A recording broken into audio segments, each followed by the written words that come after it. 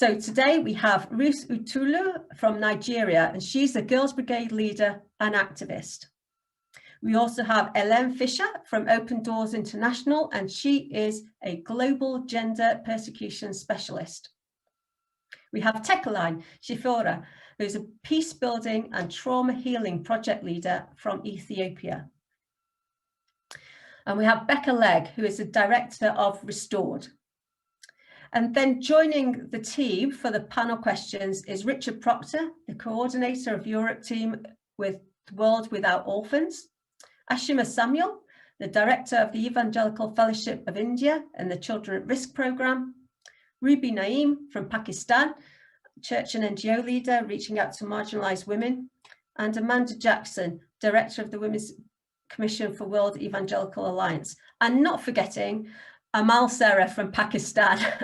Sorry, Amal, I missed you out on the speakers, but Amal Sarah from Pakistan is also joining us.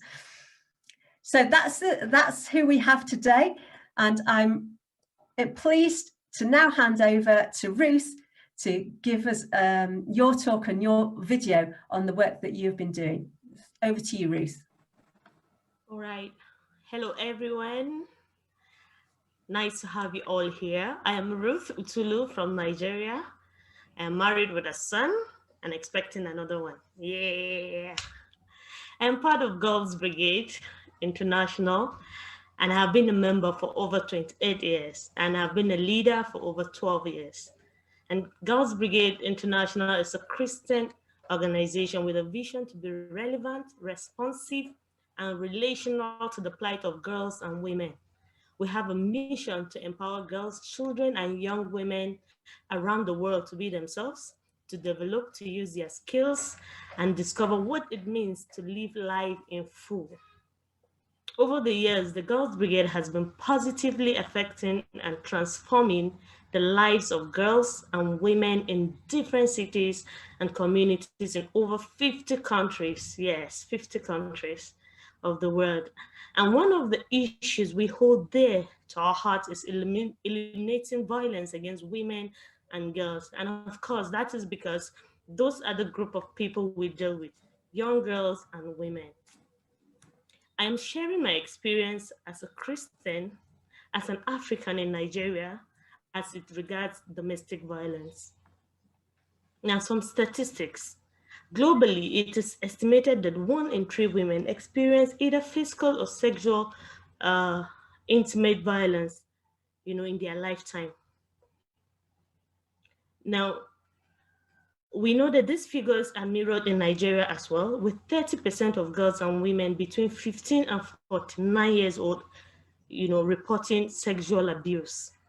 Now, insurgency, which you must have heard several times in Nigeria, has also made these numbers to skyrocket. Now, it has made gender-based violence in the north to increase, and harmful practices such as child marriage are prevalent in Nigeria, with 43% of girls married before the age of 18, while 20% of women aged 15 to 49 have undergone female genital mutilation. So once a girl in Nigeria is married at an early age, just only 1.2% of those aged 15 to 19 have their contraceptive needs met, leading to high levels of early teenage pregnancy. And during the COVID-19, which had shook the world since last year, data reports incidences of gender-based violence cases in Nigeria from 24 states shows that in March 2020, the total number of gender-based violence incidents reported were 346, while in April, that's just a month after that, during the lockdown, the incidence spiked to 794, cases. There was so much increase in the level of, experiences of violence that were reported in Nigeria. So domestic violence in Nigeria is a problem, as in many parts of Africa. There is a deep cultural belief in Nigeria that it is socially acceptable to hit a woman to discipline her. It's weird, but that's what is happening. Domestic violence takes many forms, including physical, sexual, emotional, mental, financial, to name but a few. Common forms of violence against women in Nigeria are rape, acid attacks, molestation, wife beating, and corporal punishment. Now, despite some laws that have been enacted, one of which uh, it has been recently enacted is the Violence Against Persons Prohibition Act. This law is supposed to protect women or individuals against violence, especially domestic violence. But the truth remains that violence is hardly punished. The law enforcement and the judiciary will often turn deaf ears to reports of domestic violence and demand that couples go home and resolve differences because it is a family matter. The law is weak in protecting children who experience domestic violence, either from parents, guardians, siblings, or relatives. So it's, it's, it's terrible that the law cannot protect people as much as it should from the domestic violence. Now, the church, on the other hand, has a passive approach to domestic abuse. Remember, this is my view from my experience and may not be applicable to other climes and denominations. But we are saying couples are always encouraged to forgive without proper investigation, therapy, or involvement of the law. So most so, there's this silent culture surrounding domestic violence. Women especially hide such issues from family and friends so as not to be talked about, shamed, or blamed, which is mostly the case. This silent culture has perpetuated the act to greater measures. So people would decide to keep quiet and suffer in silence. But the truth remains that the church carries so much power, I believe, to fight domestic violence because of its position of authority. And the Girls Brigade, as an organ of the church, has been contributing its quota in eliminating violence against women and girls. Now, so here in Nigeria, we have, for the past 5 years, observed the International Day of the Girl Child. We hold events online, offline, sensitizing the public about the rights of the girl child, educating the girl child of the laws protecting her, and organizations they can run to for help when the needs arises. So every year we carry out campaigns, to sensitize people about these issues. We as well observe the 16 days of activism, where we engage public and stakeholders, on the need to end every form of violence against women and against everyone. And so we have personally taken it upon ourselves, to be the lights, even as members of the church, to help eradicate domestic violence and gender-based violence. I have personally been involved with a Boeing Girl Project under the auspices of Girls Brigade. Now, we found out that one of the root causes why women are stuck in abusive situations here in Nigeria is the women's economic state. Because a lot of the women experiencing domestic abuse are not empowered, and because their means of livelihood depends solely on the man, they lack the willpower to leave their toxic marriages or fight back with the law. So when a woman is not empowered, she's not educated, she's not enlightened, she feels trapped and there's no way out.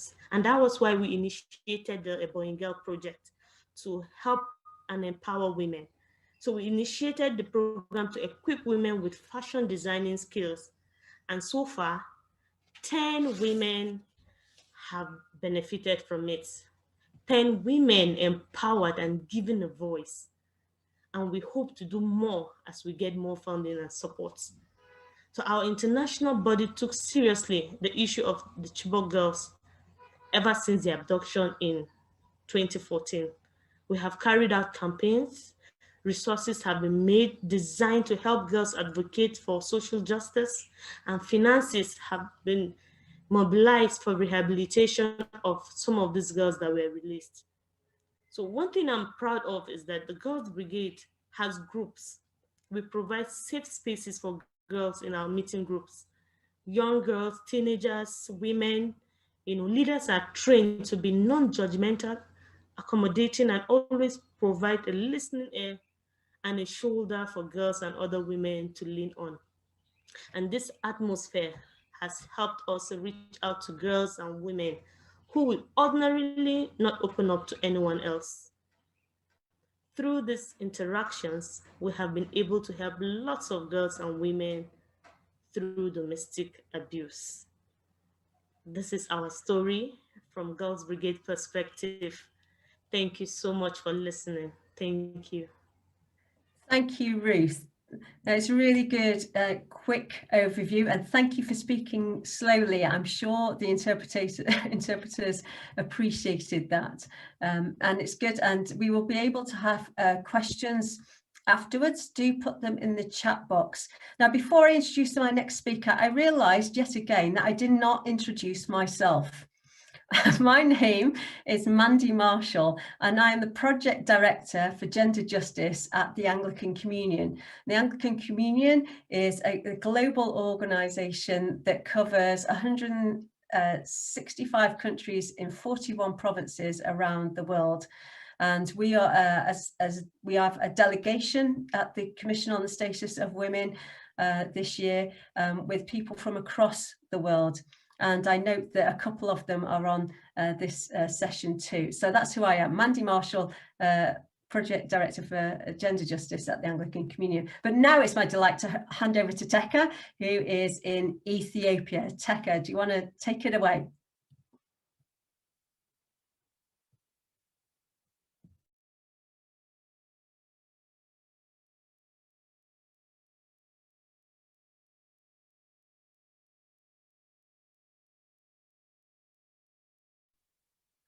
Becca, we're not hearing you. Okay. Ah, there you are. We can hear you now. Hello, I'm sorry. My name is Becca Legg. You can call me Becca in short. Ethiopian's name is very challenging to pronounce. So I'm peace building and trauma healing project leader at ECFE, Evangelical Churches Fellowship of Ethiopia. It is a mega institution, a pioneer Christian institution here in Ethiopia. It has lasted for about 40 years here. I just arrived from the General Assembly of the ECFE. It is a 36th General Assembly. It's a mega assembly where public leaders have been attended. It's great to be part of this network and part of this movement. Before I proceed to my work, let me highlight for you why I joined this very important movement, ending violence against women. I grew up in rural area, southwestern part of Ethiopia, and I have observed so many things, so many abuses in the community. Let me start from my parent situation. Unfortunately, I didn't grow up in a very loving family. I was sharing my mom's feeling and her trauma because my dad used to abuse her. She was being tormented and abused. So because of the injustice I see against her, I inclined to her and share her feeling. I love to stay with her. So because of this feeling, I inclined to advocate for those who are abused. Just to give you my family's, my parents' destiny. My mom, my mom was desperate and she was not happy to live with my dad. And in this situation, she became pregnant. But unfortunately, she didn't want to give birth in that situation, and she took a traditional drug to keep the pregnancy, and sadly that drug affected her womb, and she passed away by the cancer. And also I observed the traumas women in my community faces. Abduction and rape is very common in our community. Girls are abducted from school. They are forced to live with men whom they do not have any encounter. So these all factors have contributed to my current career to pursue the movement that empowering women to be active in peace building and trauma healing. When I come to my current job, we implement project called peace building and trauma healing in 5 target zones. What I faced is that since I'm working with evangelical communities, I had an assumption that every Christian believer can adapt the view that God has created men and women in his own image. But the reality was not that. In one of my trainings, I just asked one of the top church leaders, asked him that, Reverend, do you believe that women are created in the image of God? And he was hesitant to respond to that question. And I asked, how come a top leader, a well-educated theologian, become hesitant on basic teaching of the Bible that women are created in the image of God? And after that, I aggressively started training top leaders on gender equality, and trauma healing, and so that they will be actively engaged in the community affairs. We have used 2 strategies. Since our community is patriarchal community, it is difficult to engage women in public affairs. So I decided that every training, every seminar, every workshop must engage half women. In that way, we started achieving half participants of women in every training we conduct. The second one is, once we give training, we network women. Then in the network, we facilitate opportunities for them, and then they gather together and plan and empower their fellow women in local churches and communities. So I see this fruit in short period of time. So this indicates that we can make change if we seriously consider women's contribution in peace building and other socio-political affairs. So my final remarks will be, let local churches follow the pattern of Jesus Christ. Jesus impressed women.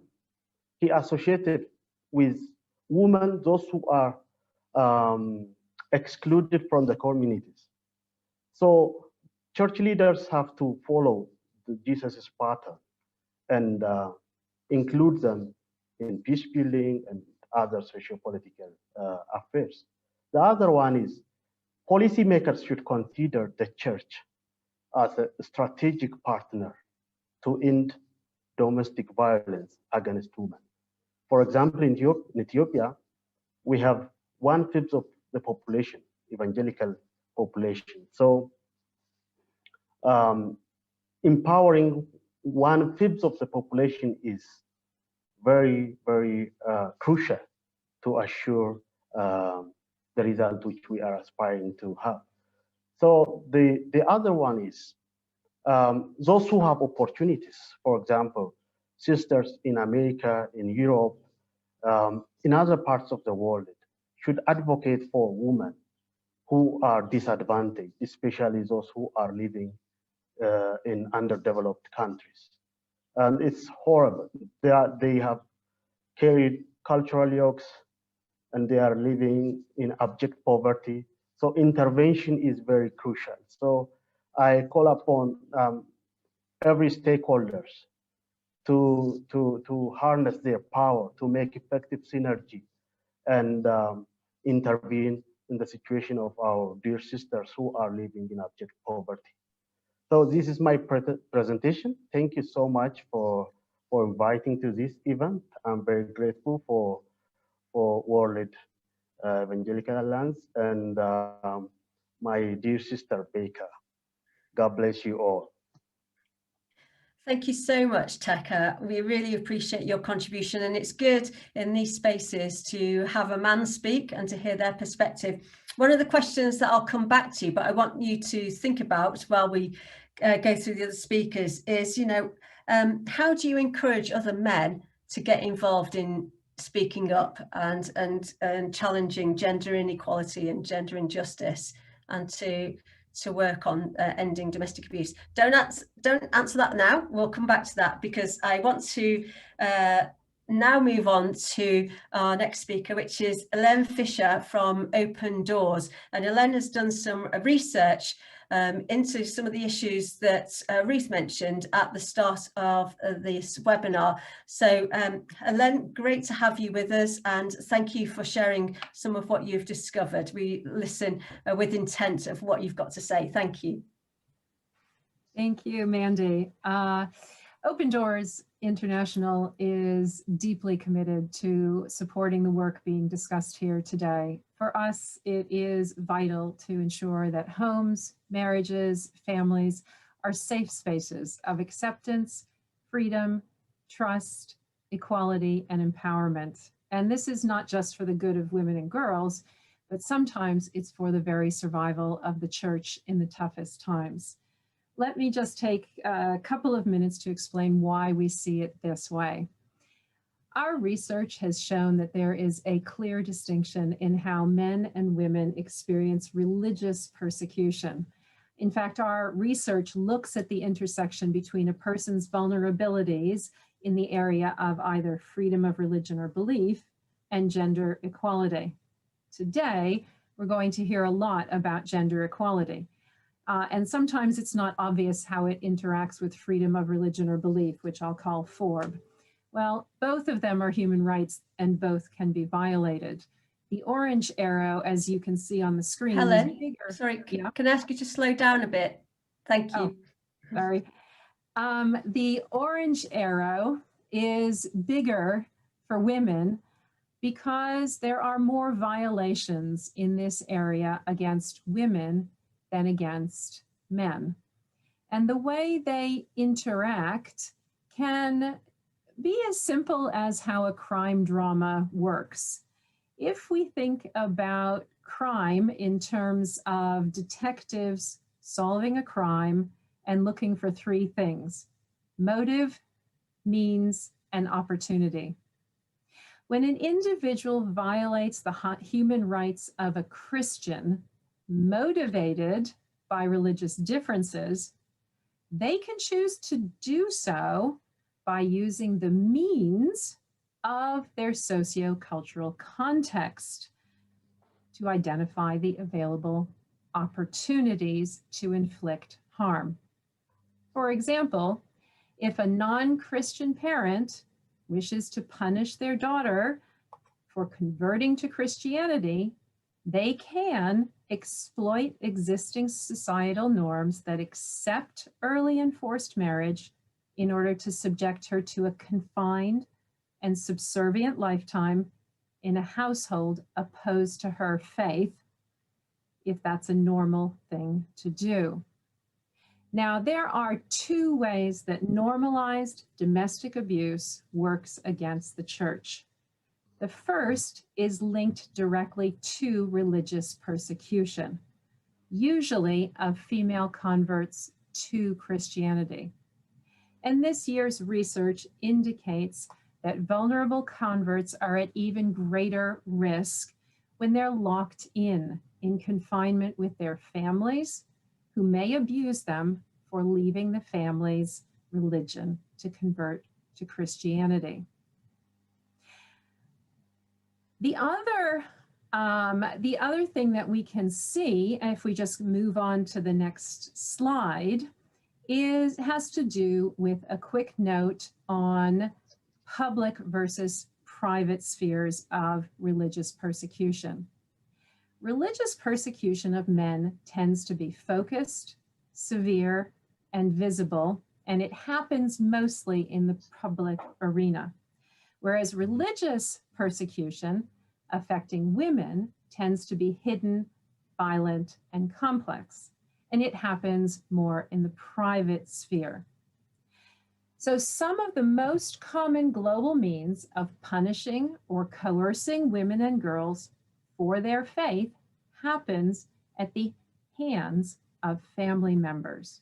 But this, and this is my second point of how domestic violence is harmful to the church with regard to freedom of religion, some of the most detrimental responses to those who have experienced persecution comes from the hands of family members who can reject or shun or shame victims of violence because of their faith. And this happens most often in contexts of habitual domestic violence. Therefore, in the mindset of prevention is better than cure, it is in the interest of local faith actors to examine how we live behind closed doors. As faith-based groups, we have a choice as to how we develop habits of living with one another. And we'll be hearing some strong faith narratives to help us to do so. In times of crisis and pressure, our deeply ingrained habits are how we will continue to treat one another. Developing these habits of equality, trust, freedom, empowerment, and acceptance will protect the church. If you'd like to know more about how Open Doors has a program on that, let me know. We are delighted to be working together to promote with the WEA and others these positive ways of relating to each other at all times, no matter what.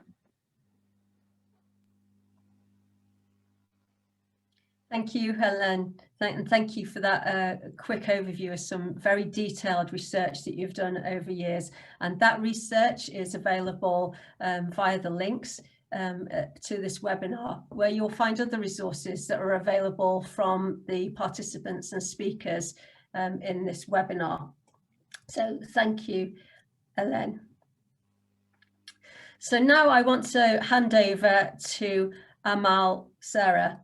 Amal is from Pakistan and has worked with young people and people of faith in looking at ending gender-based violence and talking about gender justice. So Amal is part of the Anglican delegation to the United Nations Commission on the Status of Women, and we welcome you here and your contributions, Amal. So over to you. Thank you. Thank you, madam. Thank you very much for this time. I'm privileged that I'm here to talk about the issues that our women in Pakistan are facing. And so this time is very important that God has given to me to speak on their behalf. So I would like to first talk about briefly about what the women in Pakistan are facing. Pakistan is a developing country, and the poverty rate is very high. About 29.5% people are living under the poverty line, which makes up to 5.5 million people of the total population. And so because of the poverty rate in Pakistan, many women are physically abused by their husbands. The reason lies in the fact that as we were talking, Mrs. Mandy Marshall, she shared very clearly that this is not the case that we say that the man is abused, so he starts to beat his wife. But the case is similar in Pakistan. It does happen. And men are physically abusing their wives because they are drug addicts. And due to the poverty rate in Pakistan, they tend to beat their wives because they are venting out their frustration. Because some of them are working as daily wagers, some of them are working as working in factories, and they get a very handful amount of income, which is insufficient to meet the needs of many people in their family. An average Pakistani family living in villages or slums has around 8 to 10 family members. And the amount that these daily wagers they get, that is not sufficient. And so the built up frustration is vented out on their wives. And these wives are taught to become submissive. They are taught to become obedient to their husbands. So they sacrifice their whole life on the name of physical abuse, but they don't leave their children. They don't leave their households because they think that this is our fate. They accept it as their fate and don't leave their homes and keep on being abused physically. Also, women in Pakistan, usually young brides, they are burned, they are beaten because they do not bring dowry. Because since I already told you that the poverty rate is so higher, and when the family of the bride isn't able to afford the dowry, she's being abused by her in-laws. This is also part of the domestic abuse, and the ratio is quite higher in Pakistan, and women have to face this. Also, women are forced into conceiving again and again, forced pregnancies, because in Pakistan, it is considered that if we do not have a son, the family is not complete. And so a woman is forced into pregnancy again and again, which affects her reproductive health as well. And then when she doesn't bear a son and she gives birth to 5 or 6 baby girls, she's again blamed of giving birth to a large number of baby girls, and the husband and the in-laws say, now how we can feed them. And so a woman has an added pressure of earning for the family as well. And since the literacy rate for females in Pakistan is around 47%, and this is quite lower, the major portion of girls are not, literate. So all these things women have to face, and they are forced into prostitution, and all these things they have to, they are not able to earn for their families in a very honorable way. And so what the church is trying to do, we need to shift our focus towards this as well. The church is trying to, we at the women's department in the Diocese of Raivan, what we are trying to do is to provide them skill trainings. We are providing them midwife trainings and vocational trainings to make them financially stable, to make them emotionally strong. So even if they are facing hardships in their family life, they are able to provide food on the table for their children, to provide their medical and physical needs. And so many of our young females have been certified from these trainings and are now serving in different hospitals of Pakistan, and they're earning for their families. So and together with that, we provide community capacity building programs for the females and for the males as well, because it is a dire need of the time to ask our males to understand the complications domestic abuse brings on their families. So we provide trainings, we provide awareness on legal rights, so that all these, both male and female, they try to overcome domestic abuse in their families. So lastly, what I would like to share is that how can church on the whole can play its part in eradicating domestic abuse. So all the forms that I've been sharing with you, the situation that women are facing and what we as the Diocese of Raivan, the Church of Pakistan, are doing to eradicate, what the church on the whole should do, which in Pakistan the church is not doing, I would say. because we are only inclined to giving sermons, giving Bible studies, but not addressing the issue of domestic abuse. So I think what the church should do is to incorporate the issue of domestic abuse into sermons, into different seminars, where we can include both male and female, and tell them that domestic abuse will affect your generations. And therefore, if the church worldwide will, I would like to say that we are all in same boat, and we should all continue our efforts in eradicating domestic abuse. So locally and both internationally, when the church will gather together for this cause, we will definitely, one day, we will be able to eradicate domestic abuse. The change doesn't happen overnight, but definitely one day we will be able to end domestic abuse. Thank you. Thank you, Amal. It's so good to hear a young woman speak about that hope of one day we will end domestic abuse. And thank you for what you've shared. A question for you to think about before we go to our next speaker, and I'll come back to you afterwards, is where do you think, as young people are often the ones that most suffer domestic abuse at an early age, 16 to 24, how do you think that the church could engage with young people to educate them about domestic abuse? So have a think about that, and I'll come back to you afterwards. Sure. Thank you, Amal. Sure.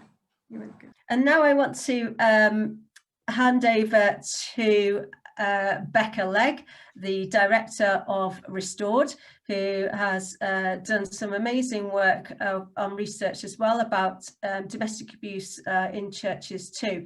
I just wanted to clarify before we did that what Amal said about, it's because of this, because of that. We recognise that there are contributing factors, and I think that's what Amal was talking about, the contributing factors that that go into domestic abuse, like the job loss and like poverty. They are contributing factors, but they aren't the cause. The root cause is that, inequality, and we would call it sin, selfishness, and the heart of abuse of power and control. But there are lots of contributing factors that create that frustration, that they can then make a choice be made to explode into some form of abuse.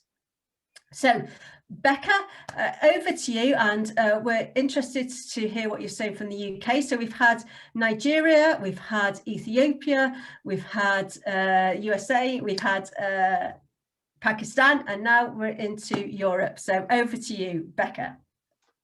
Thank you, Mandy. It's such a privilege to be here and actually to represent the organisation that you founded 11 years ago. It's very kind of you to say that I've done lots of research. It was actually you, but I shall try and represent it to the best that I can. And my name's Becca, and I lead Restored, a Christian charity working to speak up about violence against women and equip the church to stand against domestic abuse and stand with survivors. We have a history of working with partners around the world to challenge and change attitudes towards women, but our key focus now is working with the church in the UK. We're delighted to be part of the Christian network to end domestic abuse, joining our voice and our vision with our brothers and sisters around the world to stand against abuse through the church. And we recognise that whilst poverty, mental health issues and persecution can exacerbate domestic abuse, those things are never the underlying reason. Domestic abuse is always a choice to exert power and control over one who is viewed as unequal. And it's not limited to any one social group. Domestic abuse exists in every group in the society, and even the church is not immune. In fact, it often adds extra layers of complexity to the issue. Together with the universities of Leicester and Coventry, Restored conducted research in 2018 with churchgoers in Cumbria, which is a region in the north of the UK. This research revealed that 1 in 4 churchgoers had experienced abuse in a current relationship, but that women were more than 4 times as likely to have reported sexual or financial abuse. In over 90% of cases, the perpetrator was male. For too long, the church has at best turned a blind eye to domestic abuse, or at worst has colluded with it. And we have to be honest and acknowledge that sometimes church has been part of the problem. Now, our research showed that churches rarely speak to the issue of domestic abuse. 57% of churchgoers had never heard a sermon that addressed the topic, and only 2 in 7 of those surveyed thought that their church was adequately equipped to deal with a disclosure. Domestic abuse can be a taboo subject. Marriage is honoured at all costs, oh, excuse my doorbell, and women can be left feeling as though they have to choose between their faith on one hand and their freedom. But it's not the whole story. Church has also been part of the solution, following in its great history of campaigning for and bringing about social justice. And we believe that with the right support, it's ideally placed to be a light in the darkness and to take a far greater role in changing the beliefs and attitudes of not just its congregations, but the wider communities to change the story for women around the world. Now, Restored works in 3 key areas. We speak up about the realities of violence against women. At a governmental level, that looks like lobbying for policy change, judicial reform, and inclusion of faith groups in the conversation. On a church level, it involves raising awareness of domestic abuse in and outside of the church, challenging traditional theologies of the roles of and relationships between men and women, and crucially engaging men in the conversation. All of our work is survivor informed. Restored hosts an online international community of Christian female survivors of domestic abuse, and it is their lived experiences and their voices that we represent wherever we go. Our Survivors Network has been a lifeline to hundreds of women, but it's also provided the inspiration and the information that we need to speak up and do something. Restored works to equip the church to be a safe space for survivors, and we have a vision of creating a network of churches across the country and indeed the world, which stands against abuse, that does not turn the other way, but challenges abuses of power, speaks out against abuse, and provides the loving support that survivors so need on their road to recovery. And we do this through training church leaders and lay leaders alike, re-examining theology, developing an understanding of domestic abuse, and training churches to suitably support survivors and respond to perpetrators. We've created a manual for church leaders available in 10 languages, currently being translated into Swahili, and we provide one-to-one support to church leaders who need advice as they deal with domestic abuse in their communities. This year, just so far, in the last couple of months, we've trained over 50 people, 3/4 of whom say they feel more equipped to support a survivor of abuse, and all of whom would recommend the training to others. Their churches are now not just safer places for those that attend their services, but they're making a positive difference in the community. It really matters that we equip the church to support those who've been broken by abuse and enable them to flourish in freedom. An example of a church that's been doing this for years is a fantastic Salvation Army church in South London. Emma Scott, the officer in charge, felt called to respond to the needs of survivors in her community, and she created a drop-in centre for survivors of domestic abuse, trained volunteers to befriend these women and to walk alongside them as they navigated leaving their abusers, court cases, social services, and the complications of parenting after abuse. This one leader, through her church, has supported nearly 250 survivors of domestic abuse over 5 years. Or there's Oliver Lampin, another church leader in Reading, who brought together his experience working with perpetrators for his local council and his passion for church to start working with abusers within the church to change attitudes and to fundamentally stop the cycle of abuse in its tracks. We're excited to be looking at ways of extending the reach of his work and replicate it in churches around the UK. Imagine what we can do if we inspire, train, and equip more leaders. You see, the church is in every neighbourhood, in every town and village, not just in the UK, but around the world. And it carries enormous influence in and outside of its walls. And that influence can and should be harnessed to change the story for women and girls and to end domestic abuse. Thank you. Thank you, Becca, for that talk. And before you go, just remind us of those statistics again of the research. What were they? I began with, so 1 in 4 of churchgoers had experienced domestic abuse within their current relationship. Women were 4 times as likely to have experienced sexual abuse or financial abuse, and much more likely to have experienced severe physical abuse. But churches don't talk about it. So only 57% of people had never ever heard a sermon that spoke about domestic abuse in any shape or form. Yeah, so thanks, Becca, for sharing that. I wanted to highlight that because it shows the importance of why we need the church to speak out and to speak up about domestic abuse, and also acknowledge that it's in our churches too, and not just out there, that we need to put our own house in order too. So thank you, Becca. So we have all of our speakers. We can now get the panelists together, and as we come back together and get everybody up, are joined by the others in the group. So just a reminder of who else we're being joined with on this panel. So we have Ruth, Elem, obviously Becca, Amal, and my mind's gone blank. Ruth, Elem, Becca, Amal, Becca, and now we're joined by Richard, Ashima, Ruby, Amanda Jackson, to look at some of the questions. But before we go into the broader questions that we've been receiving, and some of those that I've asked the panelists already to think about, I want to really ask those of you that have spoke, in the process of doing your work, how have you been transformed in that process? Because we're not about just doing things to others. Actually, in the process of working through these issues, we are transformed ourselves. So maybe, Becca, can I come to you first, and then I'll go to Ruth. How have you been transformed in doing this work personally? Yep. I have been repented so many times after working with women and reading about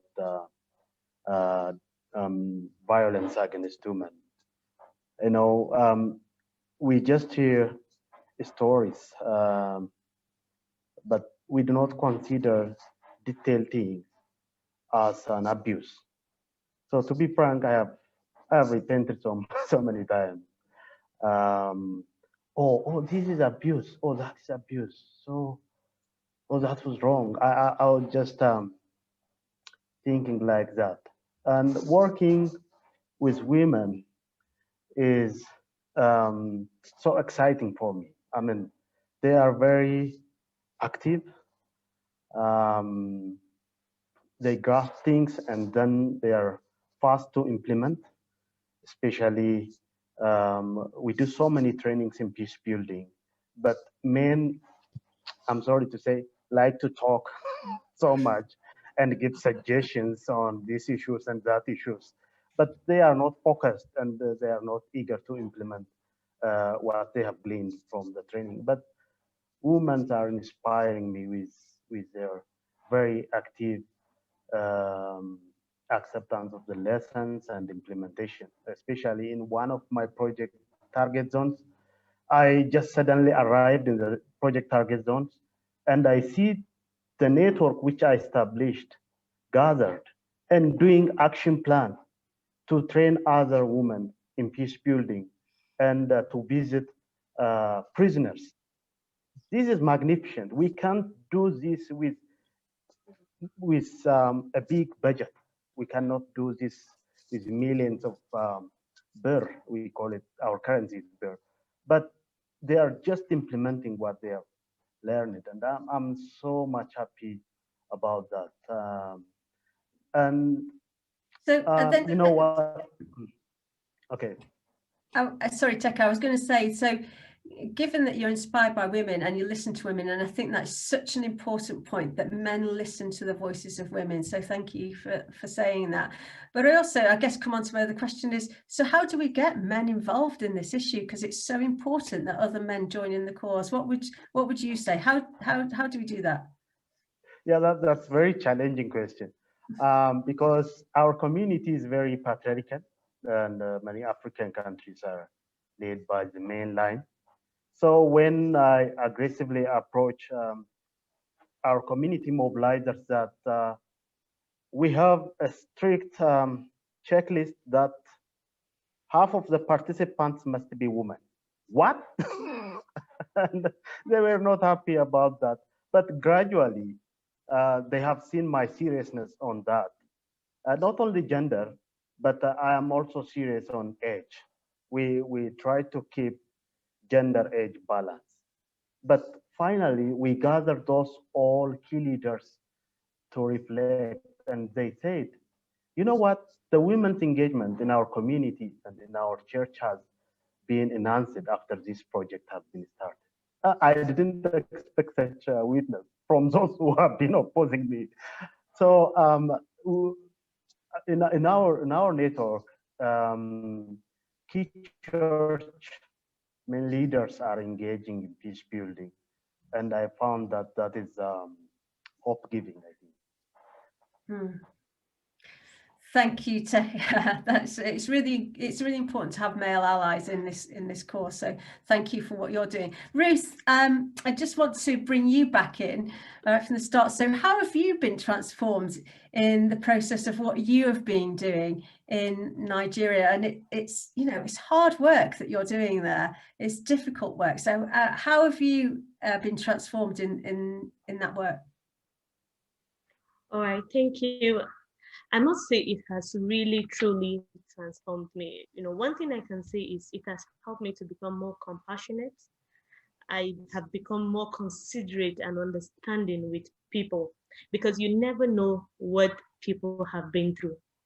A lot of the times you see behaviors, you see reactions, and then you're tempted to just act and defend yourself and speak out. But then with what I have experienced, lots of people have gone through a lot and they are not seeing it. They are battling it a lot. So the world needs a lot of love. I can see it has made me to show love, to show care and concern, even when people are resisting it.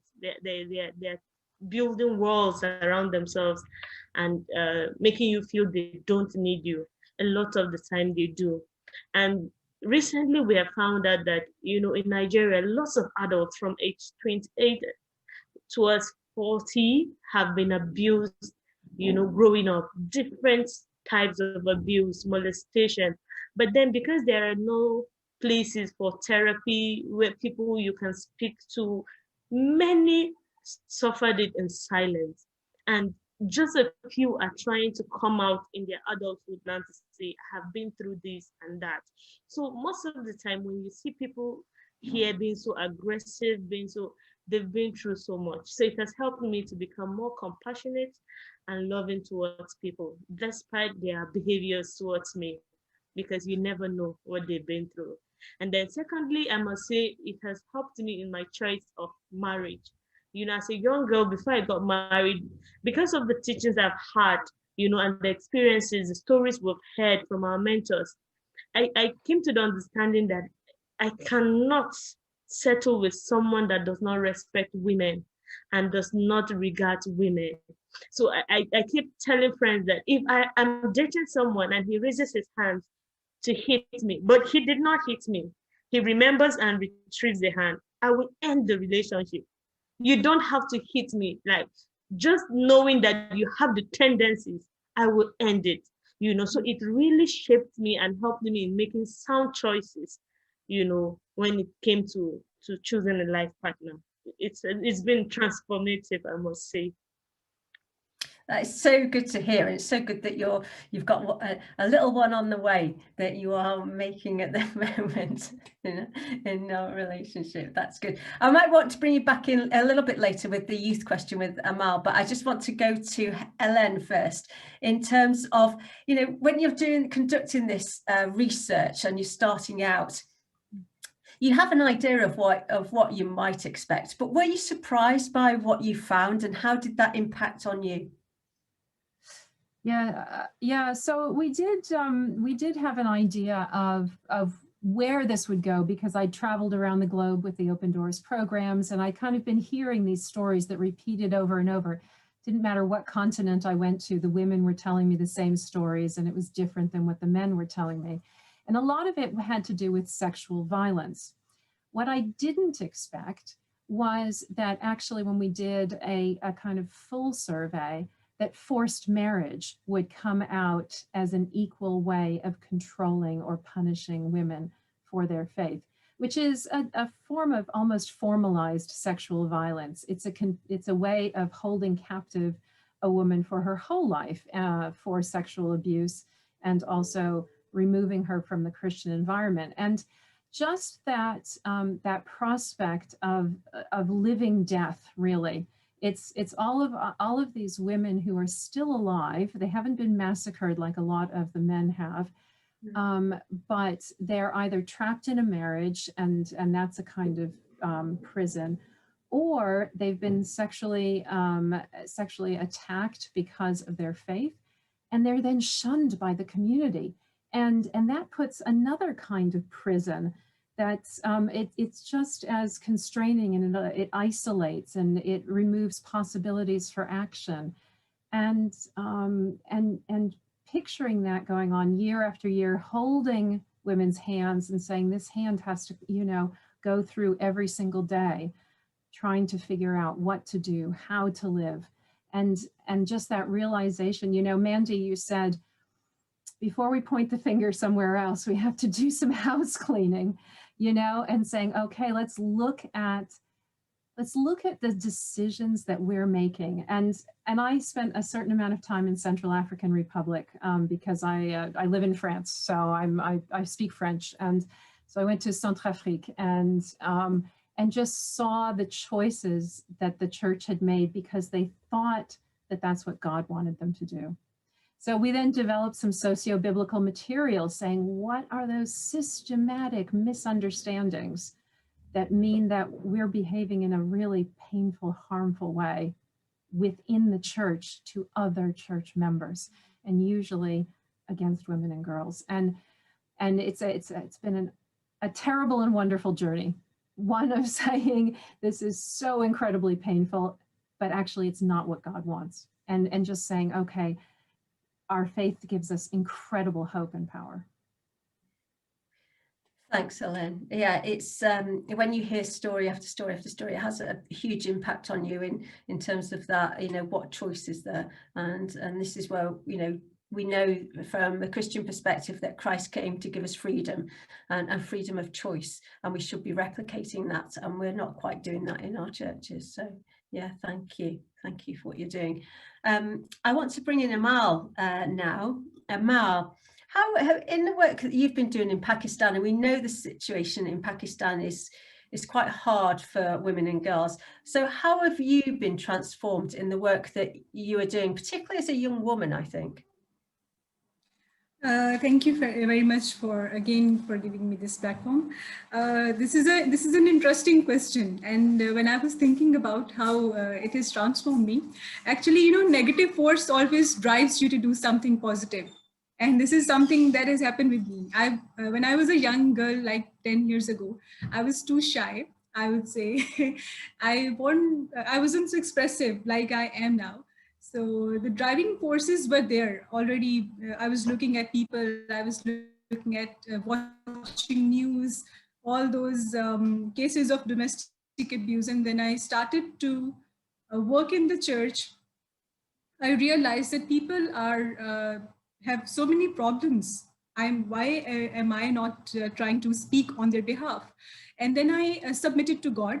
Of course, God was with me in all these things. And I always had those vibes that there is something God wants from me to do. And then I looked at people, I met them. There was another story which boosted up my confidence. I became confident when I met people. And when I started to work for domestic abuse, I started to do that officially like for about 2 years.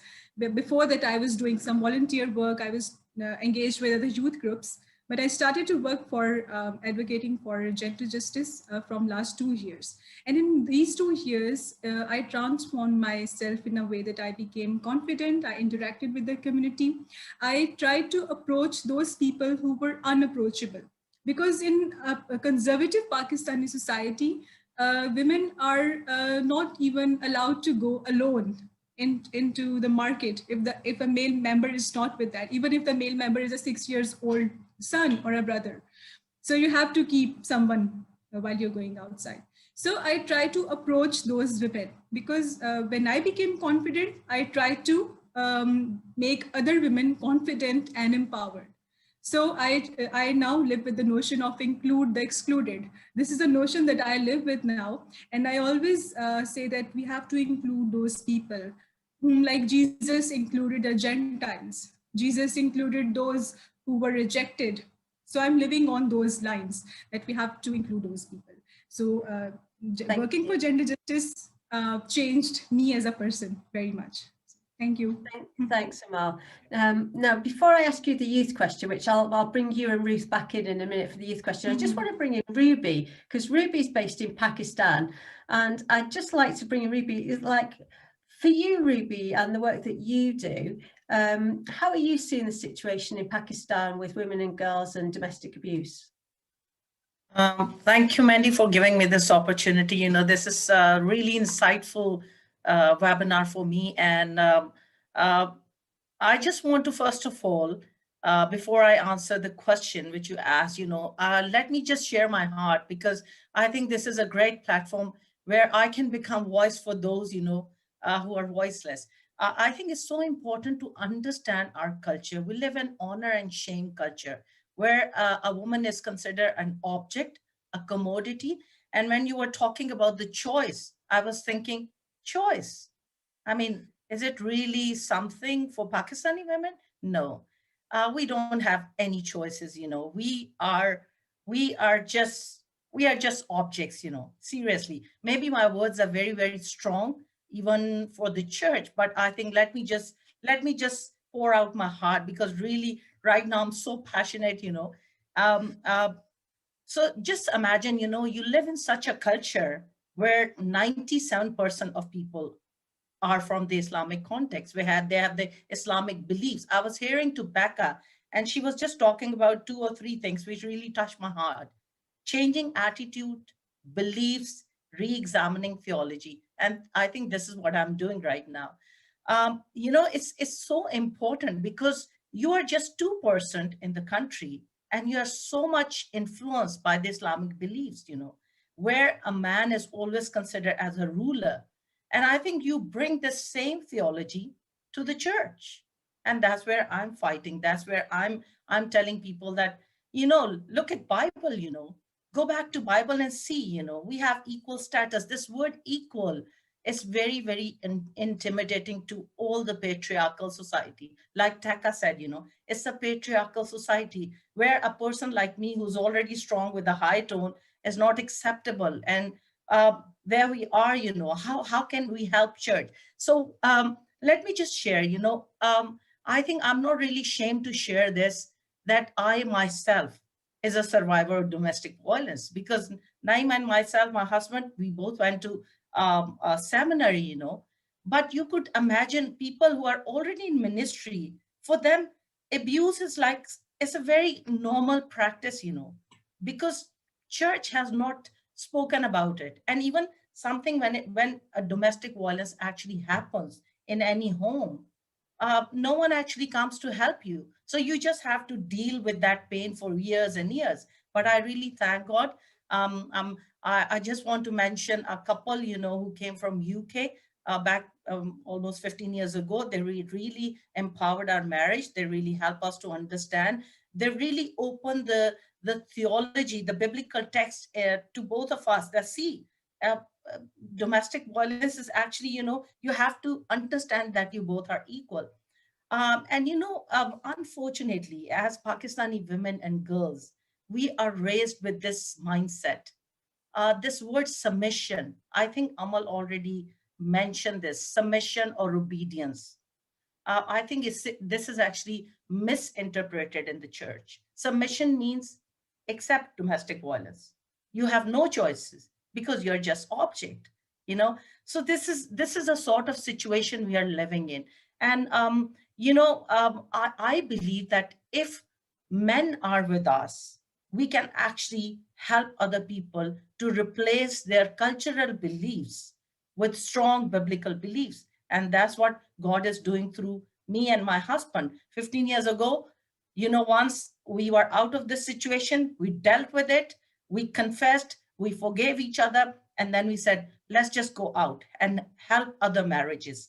Now, my experience over the years with people who are actually in ministry, people who are actually work in the church, you know, domestic violence is a very common thing.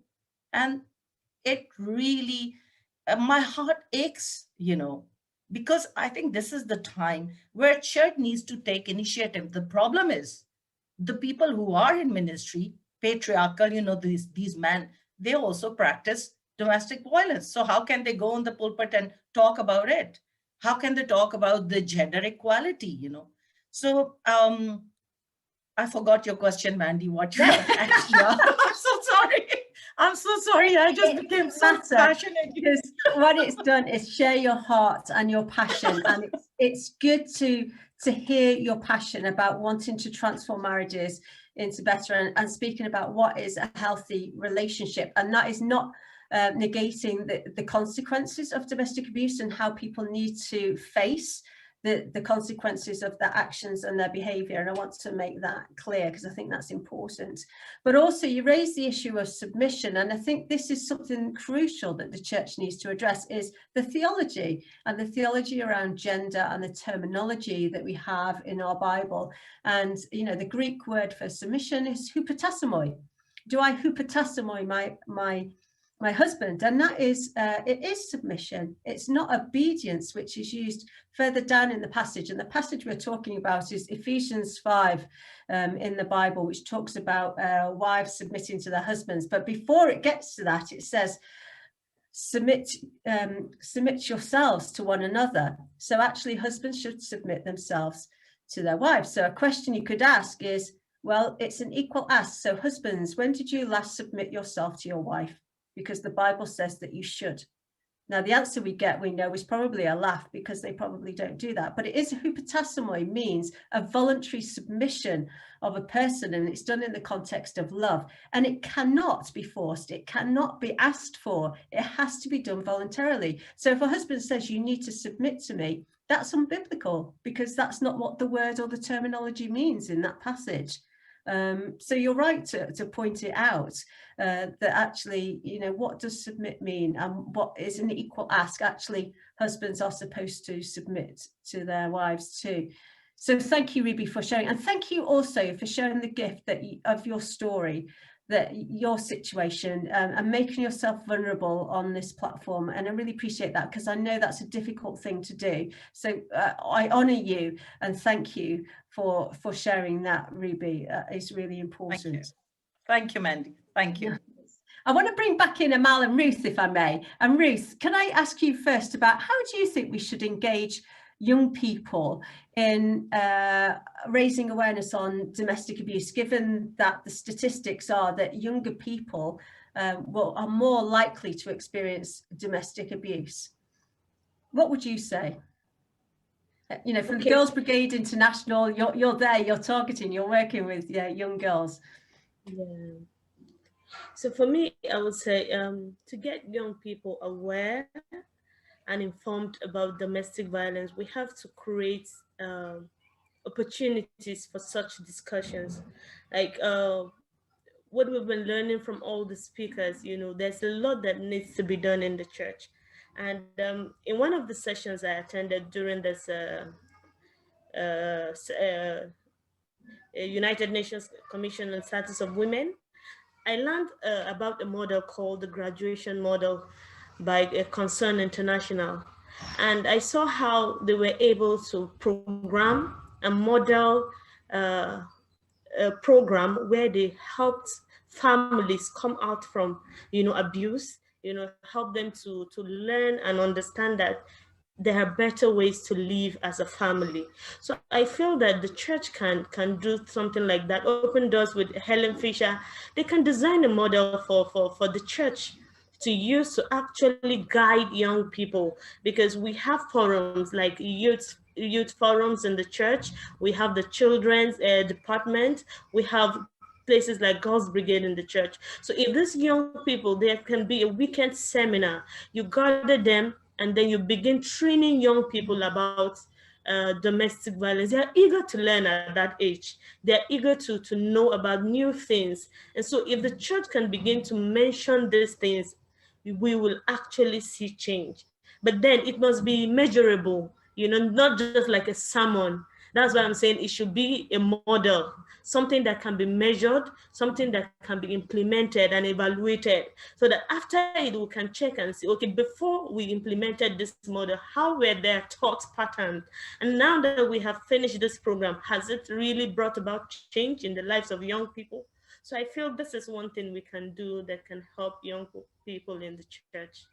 Thanks, Ruth. And I think what you raised an important point there is that the church does gather young people together in many countries, and that provides us with an opportunity to speak out and to teach, and that we shouldn't shy away from that. So yeah, thank you for raising that point. And the fact that the church is in many different communities around the world, and there's a great opportunity there for actually spreading these positive messages about what a healthy relationship looks like, and also what to be aware of in terms of domestic abuse. Thanks, Ruth. Amal, you've been doing work with young people, haven't you, in your province when you've been training on domestic abuse? And what has the reaction been to some of the people that you've spoken to? First of all, domestic abuse in Pakistan is a private matter. People don't like when you try to intervene into their homes. They have a strong reaction to it, but just as someone was saying that we in ministry, we have to face abuse, as Ma'am Ruby was saying, this is so true. When you are in ministry, when you're working for the people, you have to don't think about what they're, we have to, you know, intervene into the problem, because the problem is so increased, domestic abuse problem has so increased that we need to talk to the people who are facing it. We have to interact with the victims. And so the reaction was definitely not so good, not so positive. But we try to engage 50% men and 50% women in all those domestic abuse programs that we conducted in rural parishes, especially. Because in rural parishes, people lost their jobs. They were facing this emotional abuse. They were emotionally abusing each other because many people, the factory owners, they shut down their businesses, and those people who were working in those factories, they have to face financial breakdown. And the domestic abuse problem increased in their families to a greater extent. So the time to remain quiet is gone. It's time to speak up. So we became so determined. I always say I'm a stubborn girl. I don't care about what everybody else is saying. We have to reach out to people. And when we discussed these problems with the women in the churches, they were so, you know, there was a shock that somebody has come to us and spoke on these lines, which we are not even allowed to share our bedroom stories, our home household stories with others. The reaction was definitely there, but we kept on doing the work. Right. Thank you, Amal. Ruth. I'm sure I could listen to you all day, but I'm aware that time is running out so quickly. And I want to bring in Richard and then Ashima, who are on our panel. And Richard, I really want to ask you, in your role, how do you think that the churches can contribute positively to spaces like the United Nations Commission on the Status of Women and like our governments? How can we influence them positively on domestic abuse? Wow, what a great question. And just thank you to those that have spoken as well for your passion and humility and commitment and skill. It's humbling to learn, and I'm here, I think, mainly as a learner. And I think, so where we in World Without Orphans work is particularly with the focus that children should live in stable and nurturing and permanent families. And I think one of the biggest drivers as to why children don't live in those circumstances is because of domestic abuse in its various forms. And we know that often women will be abused, fathers will leave the home, that leaves women in a situation of poverty, and often that results in children not being able to be with the family, so they're put in orphanages where over 80% of the children actually do have living family. We were really delighted to come to your question, Mandy, when the United Nations countries signed in December 2019 a declaration that they would all commit to family-based care, whereby children would stay in families and not be put into institutions.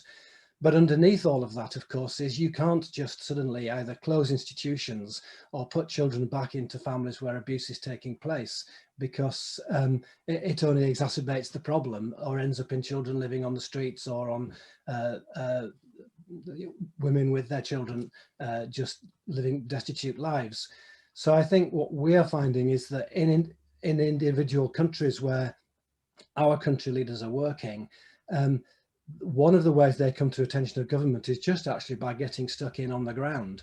We've had plenty of examples where people have been training carers and parents in how to parent children who have experienced trauma, and it just comes to the attention of either local government.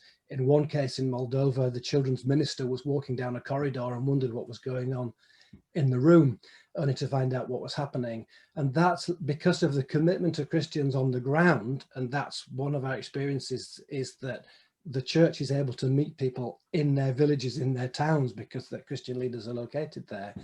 Because that gets seen, it gives them a voice. And so we've had government ministers, I mentioned Moldova, equally a similar story in Bulgaria. And I know there are others around the world, but I work in Europe. Has resulted in them being invited to sit with government ministers and talk about what do we need to do.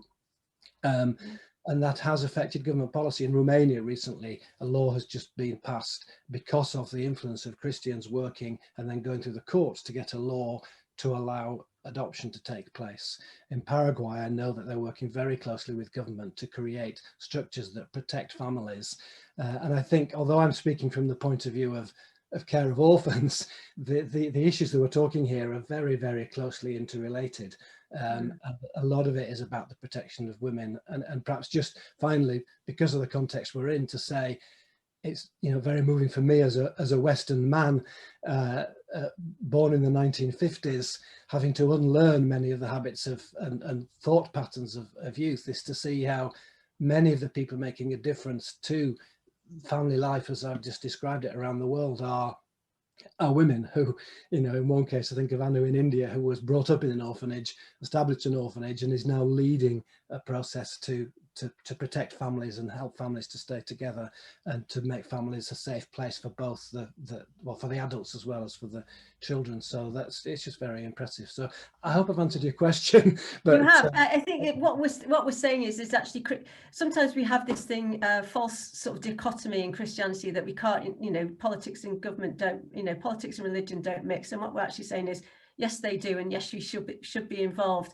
And actually, the reach of the local church is at that community level where we're actually making a difference, and that can actually inform policy. And that's why it's important that as Christians we're getting involved in politics, is actually because we can inform from the community level and raise our voices with other people to actually bring about the changes that we want to see. And you've add just one small point, which is that the parenting tips that I put in the chat, it was because we had the connections on the ground that effectively a document which had been put out by the World Health Organization and other UNICEF and other international bodies, the reason it reached families was because of the activities of Christians. So that was global political institutions and national institutions working together with local church leaders to make a global initiative become local. And I think that was very powerful.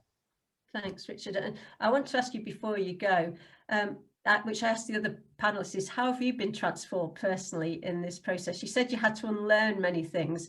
What are some of the things that you have had to unlearn? Or do you want to talk about? I know I'm putting you on the spot, so you don't have to answer if you don't want to. And Ashima, I haven't forgotten about you. Don't worry, I'm going to come to you, Ashima. I think historically, personally, my style has been to be fairly directive in my leadership, only strengthened by 6 years as a police officer. So what I've had to unlearn as I've engaged in this is that I have the answers and that I have the authority, and actually the power of us to make a difference to the world is by listening more and engaging more with each other. And I've had to learn that and develop a new style of leading teams, of connecting with individuals, which starts by a lot of listening and then helping us to collate together what our mutual understanding is. Excuse my internal phone, I'll ignore it. so that we get the best result, which pulls on everybody's knowledge and instincts of any gender, of any background, not just my really clever white British middle class Western powerful male point of view. Thank you, Richard. And I think, yeah, that's an important point. It comes back as to looking at the diversity of leadership styles and that God gave them us all, and also that we need to listen more and honour other people's experiences. So thank you, Richard. Ashima, thank you, Ashima, for waiting all this time. You're welcome, Mandy. You're very, very gracious and very patient with us. Why don't you tell us a little bit about the work that you're involved in and how it relates to domestic abuse? Yeah, and first of all, I want to thank you once again for this opportunity. And it was so encouraging to hear the voices of justice out here. You know, it was truly marvelous to see how we have these blended voices coming together at one platform and speaking up and standing up for justice. And as we talk about domestic violence, one of the factors that I want to highlight out here is trafficking. You know, when we are talking about trafficking, possibly we'll not be able to think or even comprehend how it cross-cuts each other, domestic violence and trafficking and human trafficking. And in India, you know, it's a huge country and you've got you have this culture of silence. You know, it's quite across South Asia, and India just leads on to it. And how can we break this culture of silence? And we see that there's a lot of violence that's taking indoors, which is not coming out because of family heritage and various other factors. And then one day you come to know that the girl is not there, or the lady or the woman of the house is not there. She's sold and trafficked. Why? Because you just want to curb her voice. If she is also trying to raise a voice within her own household, or trying to object to it, or trying to stand up for her own self, possibly if she's equipped by a church, or if she's equipped by people like Ruby or Amal, and you know, she wants to stand up and she wants to stand up for her rights and she's against this, the easiest way is just to sell her. You know, earlier we used to hear about dowry deaths in India, and we used to hear about, accidental deaths and all. But the latest trend or the target is of just selling the life and also gaining something out of it, right? And we've got stories out here where we've rescued women who have been facing domestic violence and have been trafficked also. And I would just like to highlight that it's also about the situation that they're trapped in. You know, it's the situation, the desperation that suppose they want to help, and you've got local people who know about this situation. They come and befriend with them and strike this friendship. And then later on, you see, because the woman wants to run out of a situation, she's sold and trafficked into somewhere else. I just like to highlight one important point out here while addressing domestic violence is how can we engage, and how can the church, most importantly, how can the church engage towards justice, advocacy, and also changing and inspiring the people out there within the area and community is building the voices of the youth. We just did one of a program with the youth within the communities at the local level, because we firmly believe that the church is so strategically placed that it's got people within the communities who we need to change the mindset. And for this International Women's Day, we conducted a youth rally where the young girls, because, you know, we need to equip the girls to say no before they enter into any kind of a marriage. We need to equip the girls also beforehand to say no to any kind of violence and injustice. And there were boys and there were young girls, and they all came together. And this network, this youth network, is called Knocking Young Hearts. And that, how are we knocking young hearts? How are we teaching them, equipping them to say no? And how and we organized a cycle rally, and this is within the premises and the youth within the churches who we equipped. And they had on the International Women's Day, we saw young boys and coming in and doing cycle rallies and wearing, like, we stand up for gender equality. We are against any kind of violence against women. So how are we raising these voices within the churches? How are we so this is what we are engaged in, where we are doing a lot of women-to-women networking, because as we've heard a lot out here, that listening is one of a very important aspects. So, and sometimes... Yeah, I'm going to sorry. have to. Yes. Yeah. I think Sorry. The problem with panel events is we want more time and to have more people speaking and to sit and listen at your feet. And sadly, our time is gone. It's like, how on earth has that gone so quickly? But people can get in touch with each of our panelists via the NGO Forum facility, and you can contact them direct if you click on their name, if you want to connect with them and find out more about what they're doing. And I think, as Shimo just mentioned, a really important point there too is about the environment that people are in. And it's actually, we need to change at a personal level. We need to change at a community level. We need cultural change, societal change, we need law change, and we need that structural change so that everybody has the opportunity to be all that God created them to be and to prevent and end domestic abuse. So I want to thank you all of our panelists, all of our speakers for the work that you are doing, for the work that you will continue to do, and for the barriers that you face and still overcome them. Because we know, particularly as Christians working in this area, that you can face additional barriers that you perhaps shouldn't expect to face. So thank you for continuing. Thank you for persisting. Thank you for your patience. And thank you for the work that you are doing in honouring God. Now, thank you for those of us that have joined us today. There are resources available on the webinar site. There are some in the boxes. And as I say, you can contact us after the webinar to discuss issues further with us and find out more information. I would just say from the Anglican Communion perspective, if you go onto the Anglican Communion website under the gender justice area, you will find some theological resources available to look at some of those issues that I discussed with Ruby about the language and terminology in the Bible. There are other things from the WEA, Women's Commission has written a booklet on exactly that. So please utilize these materials that are freely available for you and available in different languages.